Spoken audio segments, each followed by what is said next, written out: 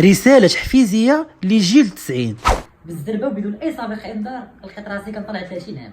والواعره هي ملي كتكون دايز من الدرب وكيلعبوا لك الدراري صغار كيلعبوا الكره تيقول لك بلاتي الراجل راه دايز، وإلا مشى حتى جات فيك الكره تيقول لك اسمح لينا عمي. هاد عمي الا وليتي كتسمعها بزاف يعني وليتي شيباني وبوراقيك. المهم هادو هما البوادر ديال الشيخوخه، ولكن مازال ناقصني حاجه وحده باش نتاكد، هي شي نهار كون واقف في الطوبيس وينوض شي واحد اللي صغر مني ويقول لي يا عمي اجي جلس بلاصتي. من هذا المنبر اي واحد وصل 30 ولا قرب ليها بحالي ولا فات 30 خاصو يعرف انه لعب جميع مباريات الذهاب وبدا عنده الاياب بكري.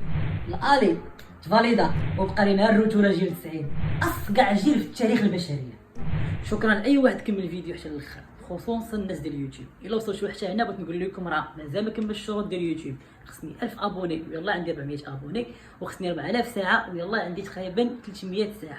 بغيتكم كاملين الا كملتوا الفيديو حتى للاخر خليو كومونتير، ديروا لايك، تابوناو الا ما كنتوش دايرين ابوني، واهم حاجه رجعوا الفيديوهات ديالي القدام وتفاعلوا فيهم لايك كومونتير في كاع الفيديوهات. علاش؟